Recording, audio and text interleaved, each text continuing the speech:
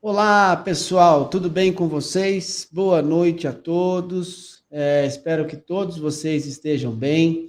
Hoje, mais um momento, né, de aprendizado, mais uma pessoa diferente aqui para trazer um conteúdo para nós e com um tema muito pertinente quando se trata da mulher, né? Quando se trata da família do dependente químico. E hoje vai ser bem bacana. Eu vou colocar uma vinheta antes da gente começar o nosso bate-papo e novamente que vocês sejam muito bem-vindos ao canal.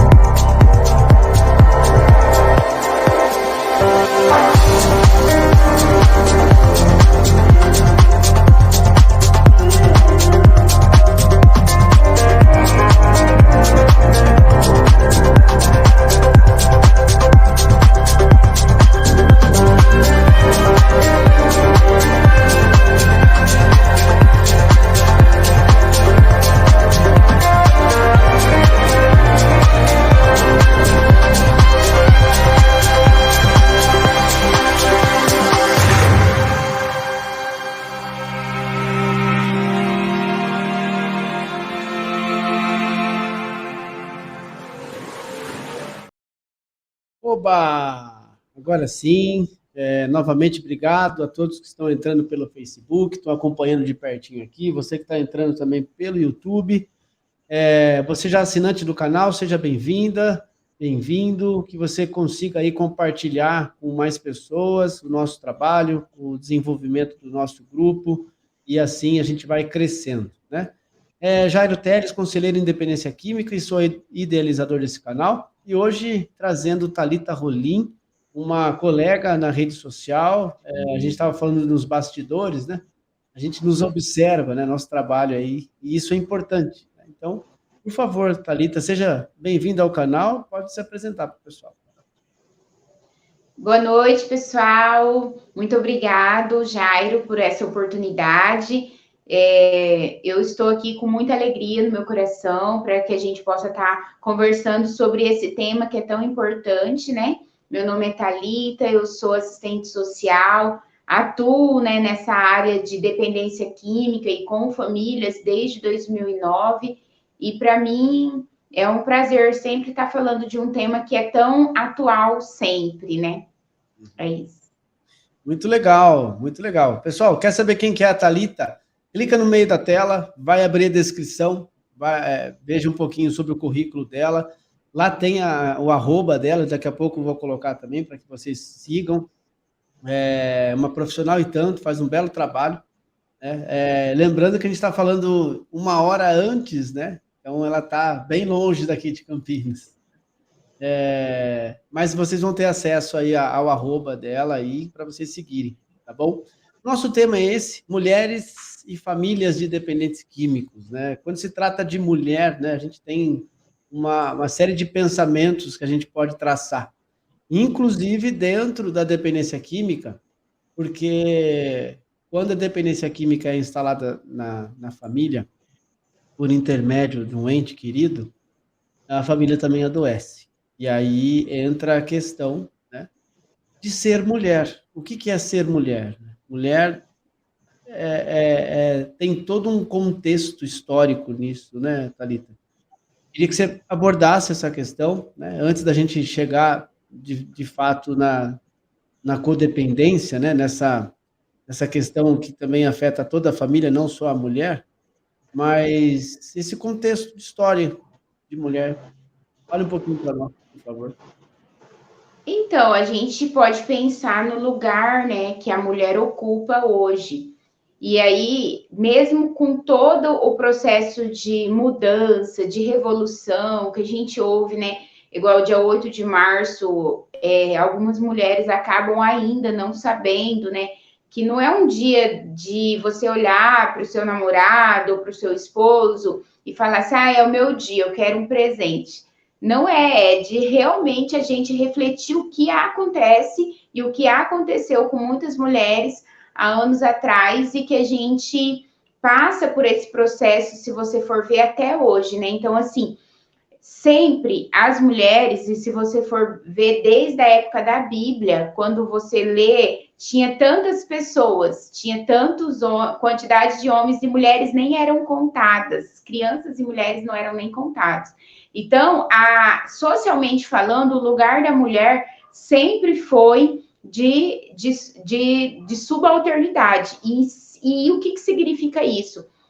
Quando a gente pensa o lugar da mulher, hoje a gente fala, nossa, a mulher avançou muito, ela está empoderada, e na verdade, essas inversões de valores ou inversões de papéis fazem com que a mulher alcançou um lugar de trabalho, né? Porque assim, no dia 8 de março, a gente relembra o historicamente que aconteceu numa fábrica, onde mulheres lutaram para que elas tivessem melhores condições de trabalho e houve muitas mortes, né? Então, assim, até a questão do lilás vem aí um pouco da questão do sangue. Então, isso faz com que, historicamente, se você for olhar, o lugar da mulher ainda é o lugar de cuidado. Ainda é um lugar de cuidado. Por quê? Os homens, antigamente, eles saíam para caçar, saíam para fazer, né, trazer o alimento. Então, ele tem sempre aquela questão do provedor. E a mulher ficava em casa fazendo o quê? Cuidando dos filhos, fazia comida. Então, todo esse processo de cuidado e de dar conta, né, do ambiente familiar sempre foi da mulher. E aí, com essa questão da mulher também sair para fora de casa, trabalhar para também trazer o sustento, ela avançou. Só que muitas ainda avançou nisso, mas dentro de casa ela ainda permanece com essa questão do cuidado. E aí, quando você procura compreender essa história e colocar o porquê que na dependência química, quem é que mais sofre?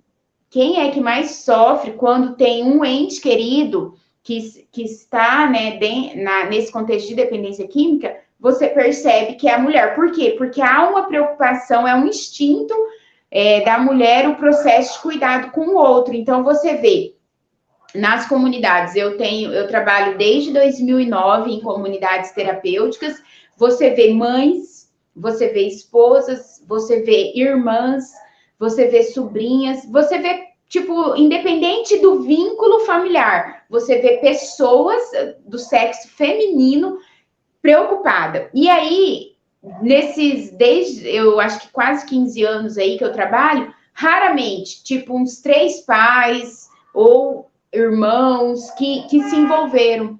E é tão interessante, eu sempre fui de perceber sobre isso. Aqui na minha cidade, bem na saída, tem o presídio. E aí, você passa durante os dias de visita, tem uma fila cedinho de mulheres entrando. E eu já visitei presídios feminino e você não vê homens indo visitar. Então, assim, historicamente, para mim, a mulher sempre ocupou esse lugar de cuidado. E ela foi avançando, mas se sobrecarregando, entendo, esses avanços no sentido profissionais, né? Um lugar no sentido de também ser uma provedora dentro de casa. Eu sou assistente social. A gente tem muito no Brasil mulheres arrimo de lar, que a gente usa esse termo, que são mulheres chefes de família, e aí você vai procurar o responsável, né, que o pai, aí cadê o pai dessa criança? Elas nem sabem também aonde estão. Então, assim, são várias questões. E aí você entra em todo esse contexto, lá está também a dependência química. Não sei se é um processo histórico bem curto, mas voltando para essa questão histórica também, eu queria deixar claro o quanto a gente vê mulheres preocupadas, né, com os dependentes químicos. E quem é essa mulher? É uma mulher pobre, é uma mulher que não teve muita escolaridade e é uma mulher negra. Então, não que a gente não é rotulando, mas sim identificando o perfil. Quem é essa mulher que está ali acompanhando? Então, assim, quem são as mulheres que na maioria das vezes estão dando esse suporte? E aí a gente usa até como anônimas, né? Que ninguém conhece, não sabe, às vezes, se expressar em redes sociais, não tem nem um Instagram, porque nós vemos a mídia crescendo bastante em redes sociais, mas na maioria das vezes, mulheres em situação de vulnerabilidade, que passam por situações terríveis nas suas vidas, às vezes nem alcance da informação, da tecnologia, ela tem. Então, é esse perfil aí que a gente consegue identificar de mulheres que são anônimas, que sofrem e que estão ali lutando, guerreando dia após dia para que outra pessoa possa estar bem, às vezes acolhida numa casa de recuperação ou fazendo outros tipos de tratamento, ou às vezes ainda está em situação de uso. Uhum. Muito bom você dizer essas questões, porque é de fato verdade, né? Isso é realidade. As mulheres negras, elas estão muito mais participativas, eu diria. E essa participação nem sempre é uma participação saudável, né? Pô, uma fila de presídio, e é o que você vê, né? Não que, né, você trouxe também essa questão do rótulo, não, mas a grande maioria existem mulheres brancas, mulheres, né, mas a grande maioria tem sim. E essa questão da história precisa ser trazida em consideração, né? Você disse aí, a mulher sempre foi em segundo plano. O homem sempre teve que dar as regras, sempre teve que oferecer. A questão mais primária era dele, né? E nós sabemos que 2023 a gente vive, né? E mais isso ainda permanece. E aí, o nosso tema é bem bacana, que quando fala de mulheres e famílias, são duas questões importantes, né? Mulheres e famílias de dependentes químicos. Ser dependente químico, eu sinto na pele. Eu sou um dependente químico. Eu descobri isso dentro de um programa terapêutico. Eu interrompi o meu uso de drogas, absorvi o material que estava me ofertando na época, interiorizei tudo isso e hoje não sou diferente de nenhum dependente químico que existe. Mas eu consegui virar uma chave e entender que eu preciso ser produtivo, eu preciso ofertar para as pessoas algo que talvez possa minimizar o sofrimento de outras, através da minha fala, através do meu posicionamento, através desse canal, né? Eu posso minimizar o sofrimento. E aí você disse também que essa janela grande que você tem dentro da comunidade terapêutica faz toda a diferença quando você tem a teoria e a prática, né? Faz com que você seja um profissional completo.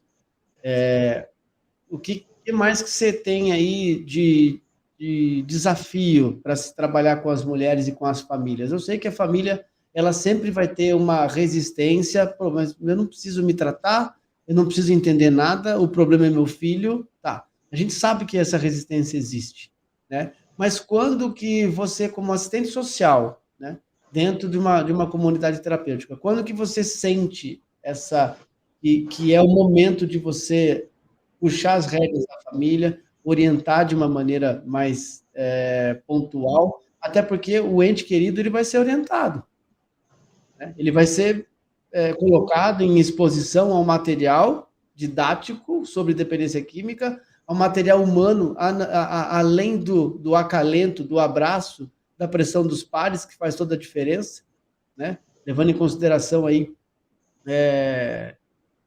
comunidade terapêutica, isso, né?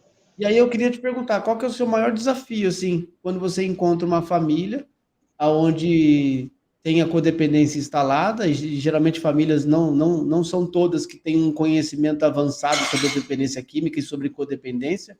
Tem muitas pessoas que não sabem nada, absolutamente nada, sobre essa questão. E aí, qual que é o seu maior desafio? Como é que você traça alguns objetivos terapêuticos com a família sendo assistente social? Então, em 2009, a gente iniciou, né, a comunidade terapêutica. Eu fui, assim, junto, né, com o pastor Cido, uma das fundadoras e, na época, a primeira presidente. E aí, eu me formei em 2008 como assistente social. E a minha pesquisa de monografia foi sobre as comunidades terapêuticas em Dourados. Foi muito interessante, porque, assim, antes de nós montarmos a nossa, eu estudei todas. Então, eu vi as dificuldades das outras, e então eu já entrei, né? Nós abrimos a nossa com um olhar bem assim, tanto, mesmo sendo cristão, mas com um olhar bem técnico do que fazer com a situação. E a primeira coisa que eu já implantei dentro da comunidade foi a questão de grupos terapêuticos com as famílias. E sempre, sempre, a maior dificuldade é a participação da família, a corresponsabilização das famílias em participarem do processo de tratamento. Então, assim, o projeto terapêutico é tanto tempo e as famílias têm a participação do grupo, né? Então, assim, nesses anos todos a gente tentou todas as alternativas possíveis para que as famílias pudessem entender. Você precisa vir no grupo, você precisa participar. O grupo vai trabalhar temáticas que você vai precisar aprender para entender a dependência química. E realmente as famílias, elas são muito ingênuas. E a palavra ingênua, e eu posso colocar junto ali com a ignorância, mas no sentido da falta mesmo, sabe? Do conhecimento. Por quê? Quando elas chegam para nós, né? E por ser uma comunidade terapêutica cristã, elas entregam eles para a gente como se fosse assim, ó, é a minha última chance, eu não sei mais o que eu faço, e agora sim, ele quer, então assim, eu creio que vai ser um milagre, que tudo vai dar certo. Então, assim, essa fala que eu estou tentando descrever é uma fala ingênua, porque elas querem nos responsabilizar, como se houvesse em nós um poder de cura ali para aquele ente querido dele.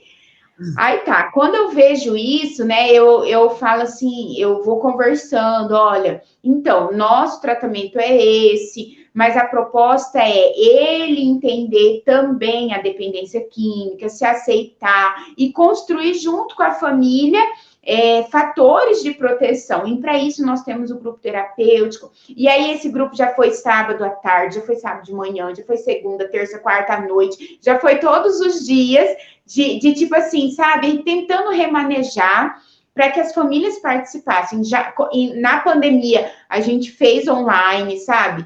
Então, assim, diversas são as experiências e diversas são as justificativas. Diversas.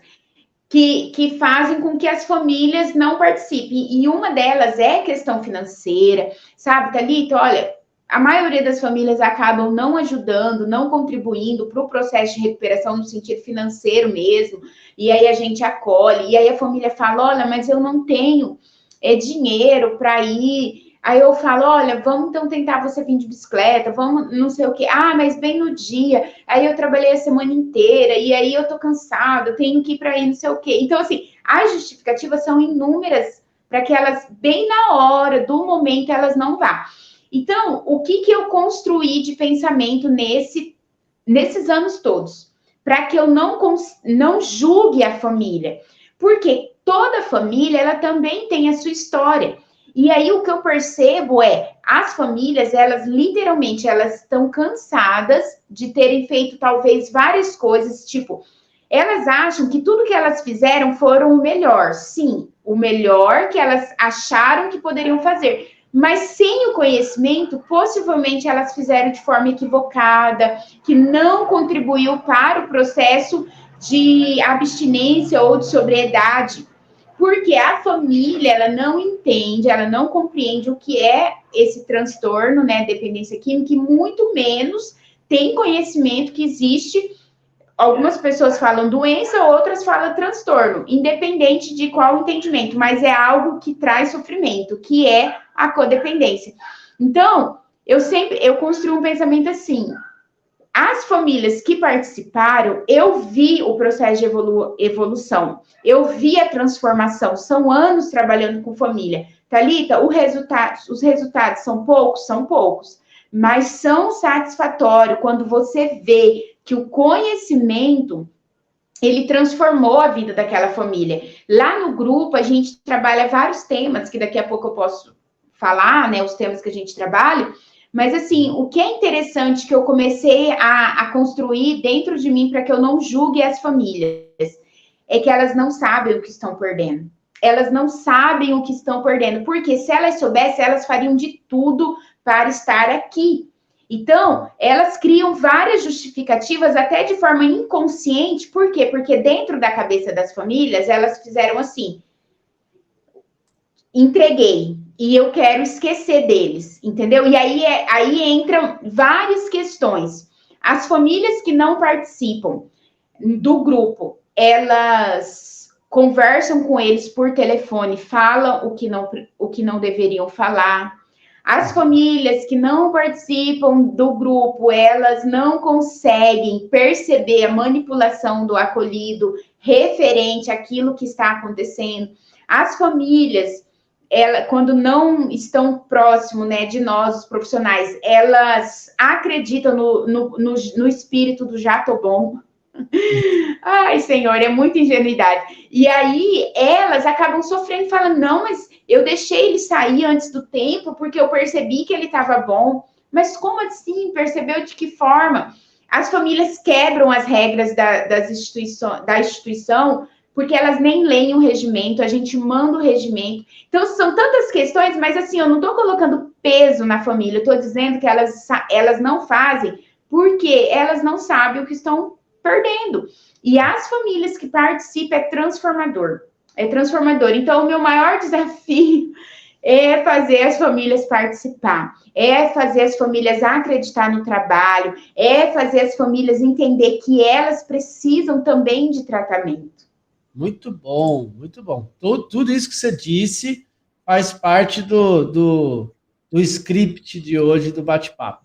Vamos dar uma pausa. Eu quero dar uma boa noite para as pessoas que estão nos ouvindo, né? Que são bem assíduas aqui. O seu Eliseu já passou por aqui. Seu Eliseu, obrigado pela presença. Já deu um joinha quando eu compartilhei lá. Fique à vontade, viu, seu Eliseu? Compartilhe os nossos momentos aqui, faça a sua contribuição no comentário. Muito bom tê-lo por aqui. A doutora Miriam também está por aqui, ouvindo a gente falar sobre essa questão tão importante da participação da mulher, né? E sobre o olhar da codependência. O Wagner também. Wagner, obrigado de você estar vindo aí pelo Facebook. Compartilhe os nossos momentos, tira a sua dúvida aqui, manda uma pergunta para nós, fica à vontade. Daqui a pouquinho eu volto aqui. Mas vamos lá, né? Todas essas questões que a gente levantou em prol a melhoria, eu diria, do ente querido com a família, que assim, existe uma demanda, né? Nós já falamos aqui também, nós como profissionais, nós não temos uma varinha de condão que vai falar, o milagre vai acontecer, não. Uma vez eu vi que o milagre, a gente tem muita expectativa nessa questão do milagre. E, de repente, você só atravessa a rua e já acontece o milagre. De repente, você só abre os olhos e já é um milagre. Então, nós, como seres humanos, parece que o milagre tem que ser algo né? Algo que enche os olhos. Sobrenatural. Exato. E, de repente, não é. Não é. E a gente, como profissional da área da saúde mental, fazendo a intervenção, acolhendo esse público, entendendo todas as demandas, entendendo todo o procedimento embasado cientificamente, né, em estudos, etc. e tal, nós concluímos que é o seguinte, eu falo nós, mas eu acabo, né, colocando você no meio de tudo aí, mas a gente entende que a participação da família é fundamental, o entendimento do acolhido dentro da comunidade é fundamental, e depois vai existir essa colisão de ideias que vai fazer com que isso seja plano, né, isso seja estabelecido, isso seja homogêneo na condução da família. Então, né, trazendo essas questões, o ponto que chama mais atenção hoje, qual que é? A mulher, são elas que sofrem com a codependência ou os homens que sofrem com a codependência? Claro que tem o sentido de mulher ser mãe e o homem ser pai, né? Que mãe parece que todas as formas de ser mãe é mais coração, mais emoção, mais dedicação, mais, né? Mas eu queria que você falasse isso também. O que você mais encontra dificuldade aí também nas famílias? Os pais que, eu sou duro, eu não vou aceitar, eu não quero aceitar. Ou a mãe fala, e agora? O que a gente vai ter que fazer? Né? O que aconteceu, se tratar, e aí? Então, assim, igual me chama muito a atenção esse ponto, né? O quanto quem são as pessoas que acompanham os acolhidos durante o processo de tratamento. Sempre, na maioria das vezes, é uma mulher. O homem, ele pode sim sofrer, mas ele sofre calado e ele não consegue, assim, se expressar ou ele acaba, assim, não conseguindo acreditar na mudança por ser mais racional, né? E aí, assim, a mulher, a mãe em si ou a esposa, né? Ela tem uma fé no sobrenatural mesmo, de que a pessoa vai mudar. Como eu disse, e às vezes até uma fé muito ingênua. Eu já passei por diversas situações, assim, de conversar com famílias e ouvir, né, depoimentos e falar assim, nossa, como que essa pessoa pensa isso, né? Então, assim, nos grupos mesmo, os temas que eu mais trabalho é a questão, eu acho que um dos primeiros que eu mais trabalho é a questão da culpa. Não existe culpado mais. E as mães, as mulheres, elas têm, assim, parece que, nossa, a mulher em si já nasceu com a culpa a 1000 por hora sobre nós. E eu vou dizer, e para quebrar isso, é um processo de autoconhecimento, né? Então, é uma área que eu trabalho, depois você vai falar aí, né? Olha que interessante, as mulheres, elas querem dar conta de tudo. E se o filho deu errado, no caso, foi para dependência química, o pai, eu fiz a minha parte, tá tudo bem, ele não se culpa, ele fala, eu fui um bom pai, eu dei educação para esse menino, bati, né? Ele fala, bati quando deveria ter batido, e não estou dizendo que eu sou a favor ou contra, mas assim, o pai, para ele fez o que deveria ser feito. A mãe sempre acha que deveria ter feito mais, ou feito menos, ou dei amor demais e deveria ter dado amor de menos, fui muito frouxa, fui não sei o quê. Então, fica buscando dentro dela, esse menino tá nessa situação por minha culpa. E aí, o que a gente trabalha? A dependência química já foi instaurada, agora é tratamento. Não importa mais o porquê, não importa mais o que aconteceu, o que faltou, isso ele vai trabalhar com ele, mas a família em si não tem que se colocar mais nesse lugar. Primeiro ponto é uma das coisas que a gente trabalha. O segundo é a questão de que a família, essa mulher ou essa mãe ou essa esposa, ela para de viver, e isso já é, né, um sintoma da codependência, ela para de viver e ela funciona. O funcionamento cerebral dessa pessoa, ela é em função desse ente querido que é dependente químico. E isso é tão gritante que você percebe, assim, que essa pessoa, que seja uma mulher, mãe ou qualquer que seja, ela não consegue, olha que forte isso, ela não consegue se permitir merecedora de ser feliz pelas outras áreas da vida dela. Então, assim, o ser humano, ele é um ser integral. E aí a gente trabalha na visão sistêmica, onde eu tenho várias áreas da minha vida. E nessas áreas, várias áreas da minha vida, eu posso ter momentos com dificuldade, e eu, né, que não esteja tão bem, mas eu preciso estar sempre buscando esse equilíbrio. Esse é o funcionamento que deveria ser cerebral de qualquer pessoa. Eu sou sistêmica, eu tenho várias áreas, eu preciso, né, dar atenção para todas as áreas. Eu preciso cuidar da minha saúde, eu preciso cuidar de estudar, eu preciso cuidar dos meus filhos, eu preciso cuidar da minha avó que está lá sozinha, de vez em quando eu tenho que dar uma visitada nela. Então, eu tenho que administrar o meu tempo como pessoa para todos. A mãe do dependente químico, a esposa do dependente químico, a irmã, quando é muito codependente, ela para de viver nessas outras áreas e ela não se sente merecedora de ser feliz nessas outras áreas. Ó, um exemplo. Uma vez, depois, né, da pessoa estar participando ali do grupo, tudo, ela deu um depoimento assim. Thalita, depois que eu comecei a fazer o grupo com você, eu olhei para minha janela e falei assim, eu vou colocar uma cortina nessa janela, porque eu mereço, a minha casa merece. Nossa, assim, ouvindo isso, para vocês talvez não seja tão impactante, mas para mim como profissional, já valeu.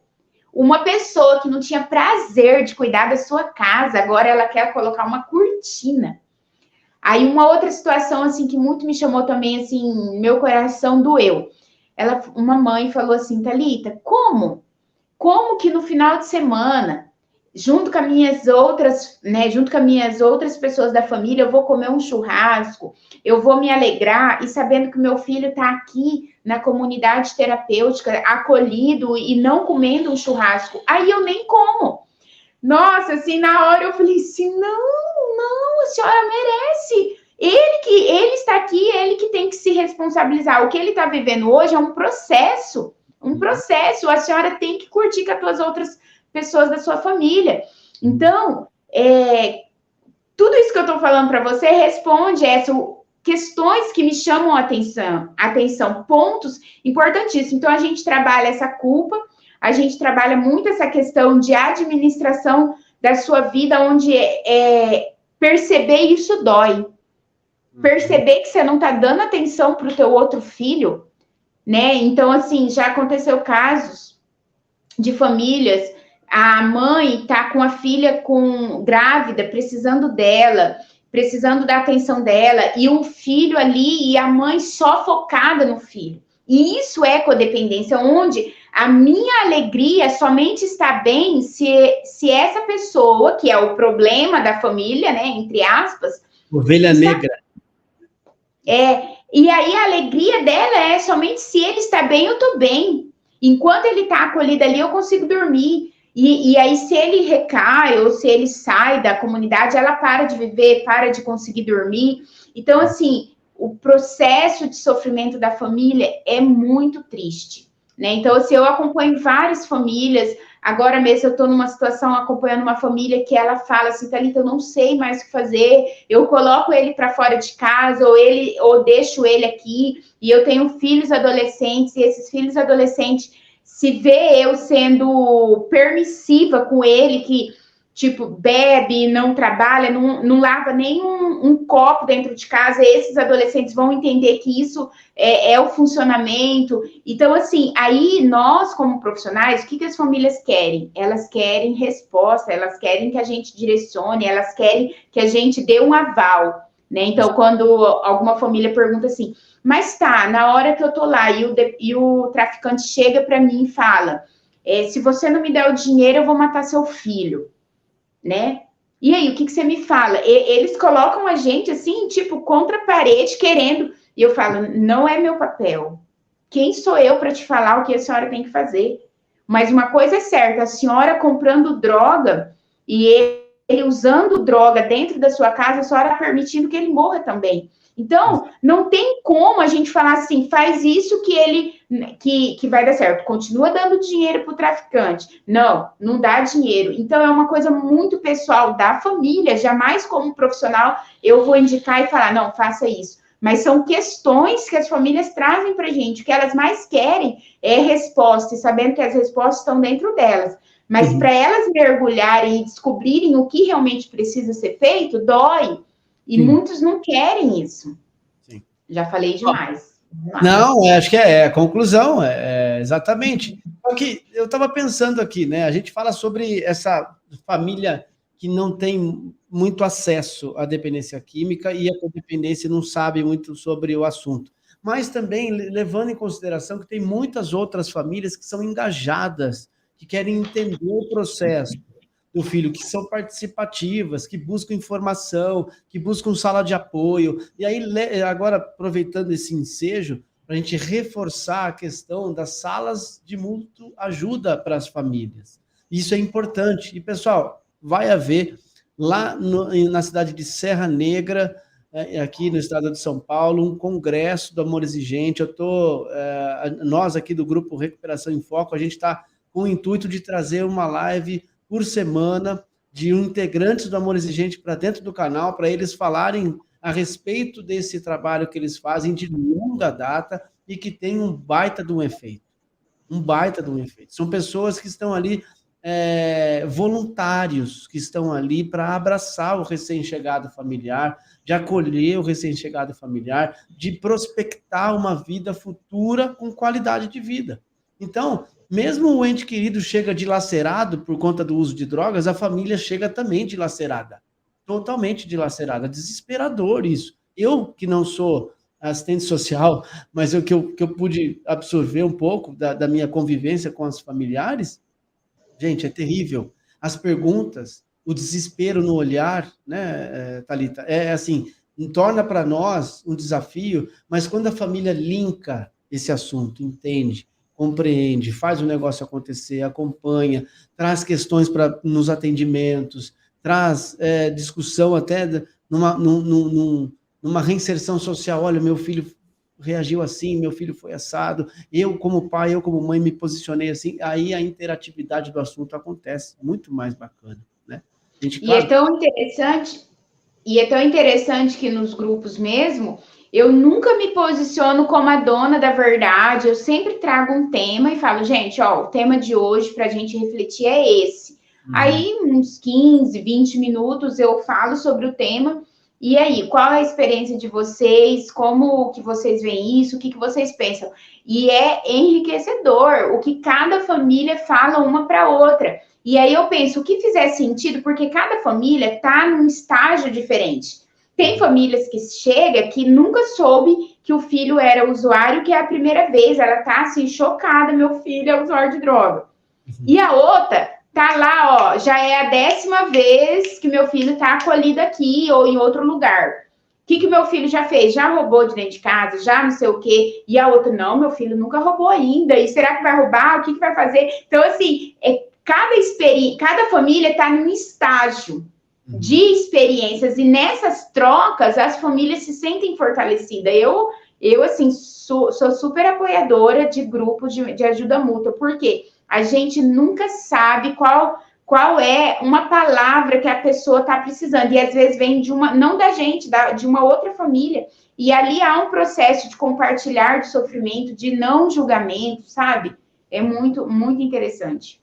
Muito legal. Gente, vou aproveitar aqui também, eu vou colocar ali, onde está o logozinho do canal, apareceu aí, um flyer do Amor Exigente do Congresso que vai ter aqui em Serra Negra, em São Paulo, que você consiga acessar aí os arrobas, né? Tem um pessoal bem acolhedor aí que vai te responder aí nos links de acesso.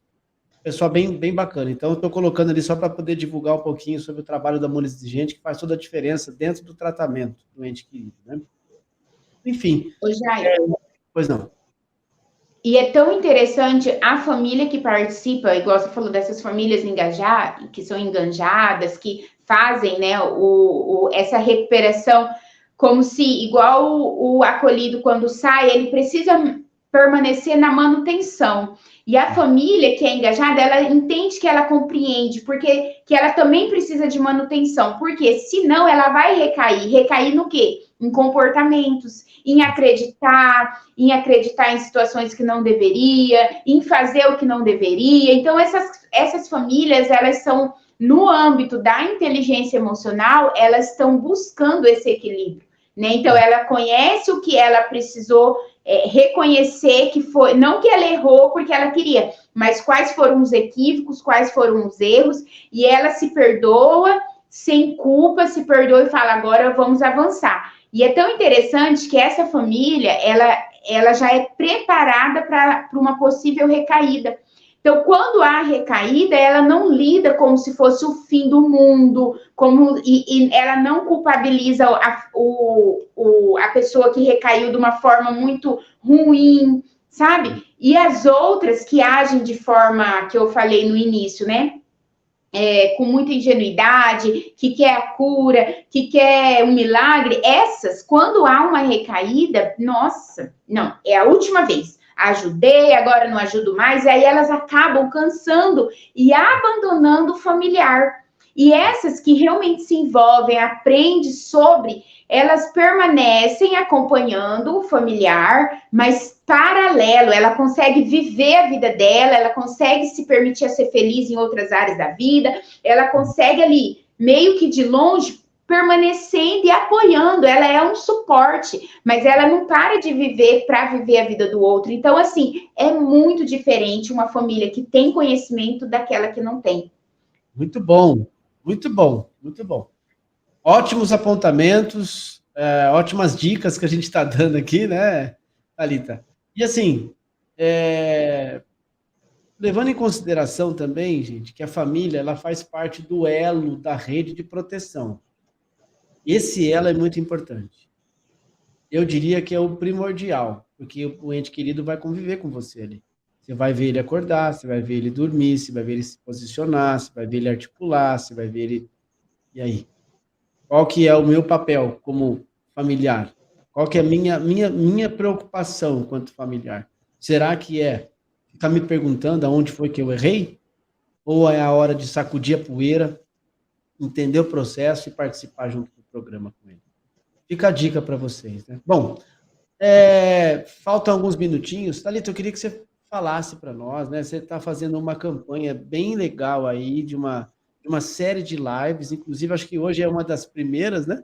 Que você está trazendo para o seu canal. Vou deixar o arroba aqui do seu canal para as pessoas interagirem com você. Fala um pouquinho sobre essa perspectiva, esse trabalho que você está trazendo, né? Essas informações, se tem curso, se não tem. Agora é a hora do merchan. Então, no Instagram, no meu Instagram, eu estarei, né, como a partir de hoje, né, fazendo lives, com a intenção mesmo desse mês de março, a gente refletir sobre diversas fragmentações, diversas situações que as mulheres passam. E o nome da semana é Mulheres que Brilham. E por que eu escolhi esse tema? Porque é o que acontece. Nós, mulheres, a gente quer brilhar e precisa brilhar. E o meu brilho, ele não pode ofuscar o brilho de ninguém. Mas quando a minha intenção do brilhar é para que outras mulheres que estão lá vivendo uma vida subalterna, de submissão, de forma a se anulando, não conseguindo, sabe, se conhecer, essa mulher venha ser influenciada por nós, mulheres que já estamos brilhando, a brilhar também. Então, assim, quando é igual no grupo, quando eu penso que uma mãe compartilha o seu sofrimento, ela se identifica, né, com outras também, e uma já vai apoiando a outra. Então, a minha intenção é fazer com que as experiências dessas mulheres que hoje estão brilhando possam incentivar você, mulher, que ainda não se encontrou, que ainda vive relacionamentos abusivos, vive relacionamentos de muita dependência, que vive em função, né? Vive em função do esposo, ou vive em função dos filhos, e não tem tempo para si. E aí você fala, Thalita, mas não é a missão da mulher cuidar da família, né? A mulher não tem que ser a mulher virtuosa. E aí o que eu aprendo, né? Que a mulher virtuosa, que diz a Bíblia, a mulher que brilha como tem que brilhar, que a minha mãe fala assim, a mulher é o esteio da família, né? Essa mulher, ela precisa estar bem, Porque uma mulher feliz, a casa é feliz. Uma mulher que se ama, uma mulher que se cuida, ela influencia todo o ambiente, né? E o que a gente mais vê hoje é filhos precisando desse equilíbrio dentro de casa. Filhos, crianças, adolescentes precisando de mães felizes, mais equilibradas, não mães que só reclamam, murmura e coloca culpa que ela não avançou na vida, o que ela não conquistou por causa do marido, por causa dos filhos, e sempre jogando culpa nas pessoas. A gente precisa se responsabilizar pelas nossas conquistas. E aí entra, é momento sim de fazer reunião dentro de casa, falar, ó, você também tem responsabilidade aqui, cada um vai cuidar de tal área e eu vou cuidar de mim, né? Então, porque o que eu percebo, tem muitas mulheres que vai chegando numa fase aí de 20 anos de casamento, se divorciando porque os filhos cresceram, e aí ela fala, agora eu quero viver minha vida. Não, você não precisa separar, você não precisa desistir da tua família para você viver sua vida. Viva a tua vida sendo casada, tendo filhos, que as coisas vão se ajeitando. O negócio é que as mulheres muitas vezes vão se anulando, vão se esquecendo, e um dia ela não aguenta mais e fala, chega. Aí entra um novo amor, aí entra novos prazeres, e aí tudo aquilo que foi construído, casamentos de 20, 25 anos, se acabam. Uhum. E nós, pensando que lives como essa que eu vou fazer dessa semana toda, pode trazer muitos insights, e muitas questões fortes, né, para restaurar essas famílias, que precisa, às vezes, só de um ajustezinho, sabe, de uma reunião, de um equilíbrio, para que as coisas possam fluir. Uhum. Muito bom, muito bom. Então, aí, pessoal, o arroba tá aí, segue a Thalita lá, vai ter, já tá divulgado, né, até no Stories da Thalita, como vai ser o cronograma dessas lives, são bem interessantes, né? E aí, vou deixar aqui uma pergunta para você, que não quer calar, né? Codependência, tem cura ou não tem cura? Para mim, não tem cura. Para mim, ela tem que ser vigiada sempre. Se a família, porque é processos. O que é a codependência, se você for ver na prática? São comportamentos que as pessoas têm de superproteção, de super controlar a vida do outro, porque ela não tem segurança. Então, no processo cognitivo dela, na mente da família que é codependente, ela se coloca nesse lugar, né, na força do meu braço, e na verdade não é dessa forma. E se não se cuidar, retrocede. Por isso que tem que manter-se no tratamento, sempre se cuidando. Para mim, dependência química não tem cura e nem codependência. Tem pessoas que não veem como doença, mas como o CID, né, do código lá de doenças, fala que é um transtorno. E transtorno pode ser doença, pode não ser, cada um entende de uma forma. Mas o que é um transtorno? É algo que te incomoda, é algo que te faz sofrer. Então, se as coisas saírem do eixo, já está em sofrimento.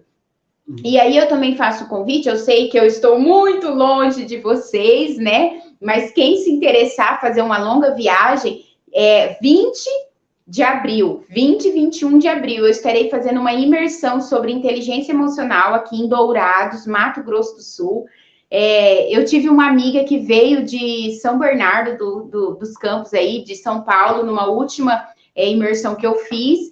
Então, assim, quando a gente quer, a gente atravessa o oceano, né? Não tem nenhum oceano entre São Paulo e Dourados, mas...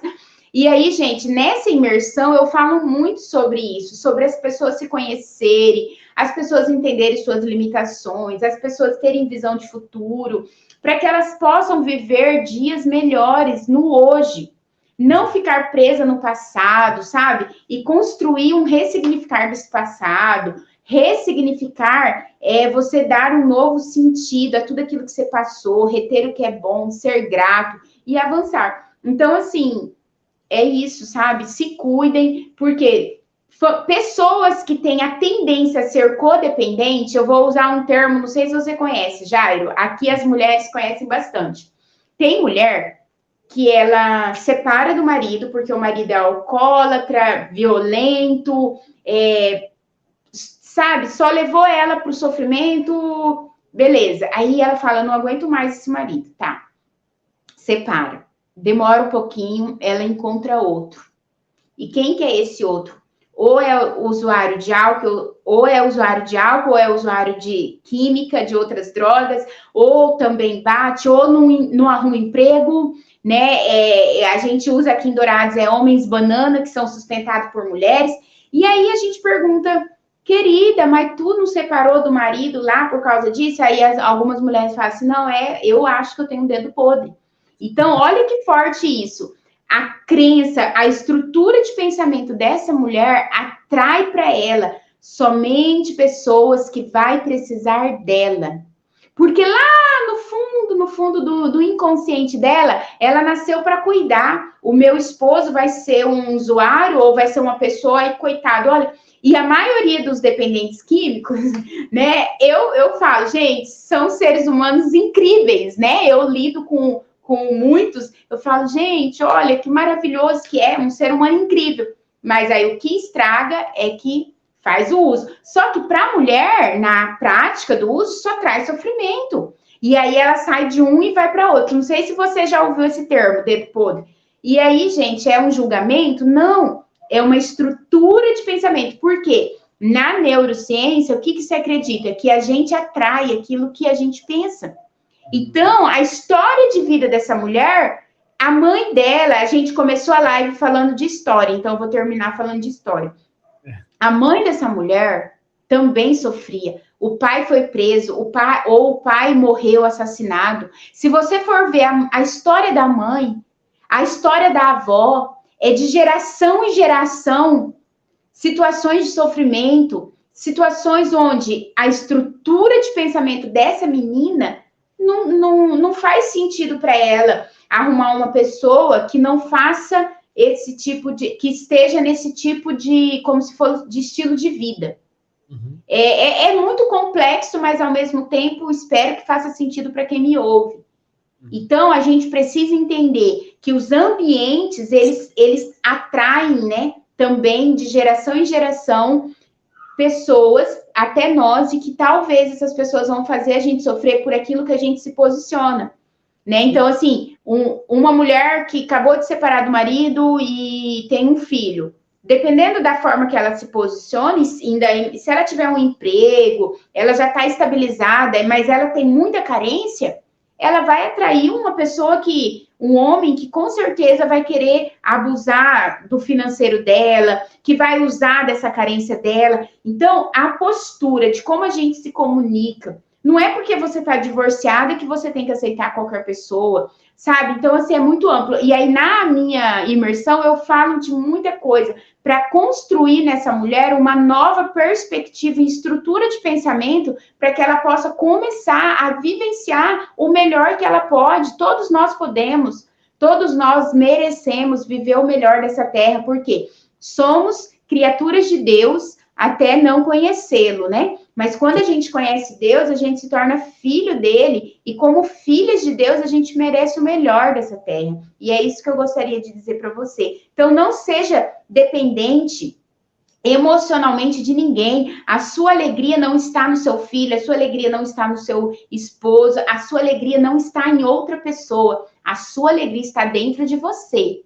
É em nós que a gente precisa encontrar esse equilíbrio. Obrigada. Muito legal, muito legal. Iniciamos com história, terminamos com história, e aí também, você dizendo, eu estava traçando algumas coisas. Para o dependente químico, também faço, como um dependente químico em recuperação, eu tenho essa mesma concepção de pensamento que você trouxe, né? que é de dentro para fora. O meu posicionamento, ele precisa ser de dentro para fora. As minhas expectativas, claro que eu tenho algumas coisas externas que me influenciam na interna, mas o meu desejo, né, o meu real desejo de ter uma vida mais programada, meu real desejo de voltar à vida, meu real desejo de contemplar o que é vida em abundância e vida com qualidade de vida, vem de dentro para fora. Né? Então, eu preciso me engajar comigo mesmo, não é um exercício fácil, me deparar comigo todos os dias, né? todos os dias eu me deparar com as minhas dificuldades, os meus desafios, a questão que eu preciso melhorar mais, a questão que eu preciso diminuir a intensidade, enfim. Esse exercício diário não é fácil, mas é gratificante, ele acontece. E essa sinergia entre familiar e dependente químico também pode vir a acontecer, né? A gente sabe de outros resultados aí, diversos resultados que dá certo, né? Então, assim, né, foi bom você estar aqui com a gente, nos alertando sobre essa questão, né? Levando em consideração a mulher e a família do dependente químico como um todo, e trazendo essas possibilidades que você está pleiteando aí na tua página. Eu agradeço você, Thalita, por você ter aceito o nosso convite, aceito para bater um papo aqui com a gente, e a gente dá a largada aí no teu trabalho de live, né? Mas agora eu quero agradecer as pessoas, né? Hoje um agradecimento especial. Deixa eu ver se eu consigo compartilhar a tela aqui. Que ontem, durante a live que nós tivemos ontem, nós conseguimos alcançar. Não sei se está compartilhando aí. Tá, Thalita? Você está vendo alguma coisa? Sim, 500 inscritos. Isso! A gente conseguiu aí por vocês, né? 500 inscritos aí no canal do YouTube. Então, nós somos aí um canal que nós demos o pontapé inicial há 3 meses e pouquinho atrás, né? E ontem a gente conseguiu alcançar 500 inscritos no canal. Então, tudo acontece por vocês, né? Tudo acontece porque nós não queremos reter o conhecimento, a gente quer conhecimento, a gente quer a prática e oferecer para vocês, né? Que estão precisando e necessitando de informação, né? Aos profissionais da área com uma live de um outro modelo, talvez. Enfim, a gente está aqui para poder oferecer o melhor de nós para vocês. Então, eu quero agradecer hoje a participação de vocês, né? Que sem vocês a gente não alcança nada disso. E nós não chegamos aí onde a gente tem que chegar. Então, mais uma vez, né? Você que quer ser o nosso parceiro no Recuperação em Foco, aqui eu vou deixar as nossas redes sociais, acesse lá, tem no YouTube, tem no Facebook, tem um WhatsApp, daqui a pouco eu coloco o número ali. Você que deseja ser parceiro, entender um pouco mais sobre as questões, as frentes de atuação do grupo Recuperação em Foco, venha fazer parte conosco, né? Aqui é um grupo de portas abertas, você que entende e compreende de uma maneira melhor a saúde mental e essa necessidade de ofertar essa questão, vem fazer parte do nosso time. Está aqui um WhatsApp, pode adicionar, pode chamar lá, a gente tira a sua dúvida em todas as questões, né? E eu acho que é essa questão que a gente vem oferecendo para vocês aqui, né? Então, é mais ou menos isso. Você que está chegando hoje no canal, acessa o sininho lá, toca o sininho para que você tenha aí as notificações diárias das nossas lives. Então, é isso. Pessoal, obrigado. Thalita, obrigado. Quer fazer as suas considerações finais? Por gentileza. Sim, eu quero falar para você, mulher, mãe, esposa, participe de grupos, mas se você achar que o grupo ainda não está sendo suficiente, procura profissionais no sentido de psicólogo. Thalita, eu não estou conseguindo dormir, alguma coisa, ou algo mais no sentido psiquiátrico. Procure um psiquiatra, procure pessoas para te ajudar. Não fique somente envolto aí do sofrimento. E também procure espiritualidade, mude de estilo de vida. Porque o dependente químico, quando ele sair da comunidade terapêutica, no caso, se ele estiver, com certeza, para ele mudar de estilo de vida é difícil. Então, a família também precisa mudar de estilo de vida. E a espiritualidade é um estilo de vida dos mais saudáveis possíveis, né? Cada um vai se encontrando de uma forma onde você vai encontrar um equilíbrio espiritual, saúde para a tua mente, saúde para o teu corpo. Então, é isso. Cuide de você. Tem várias formas de você se cuidar. Não desista de você. Show de bola, show de bola. E para fechar, a galera que está vindo lá pelo Facebook, Carlos Marques, seja bem-vindo. Rodrigo Cani, grande parceiro, seja bem-vindo ao canal. E Luane Ribeiro, seja bem-vindo também. Tem um grupo lá do Facebook, acessa lá, que vocês vão fazer parte da nossa família também. Deus abençoe todos nós. Obrigado mais uma vez, Thalita. Só permanece mais um pouquinho para a gente encerrar. Pessoal, fica bem, fica todos com Deus. Até a próxima.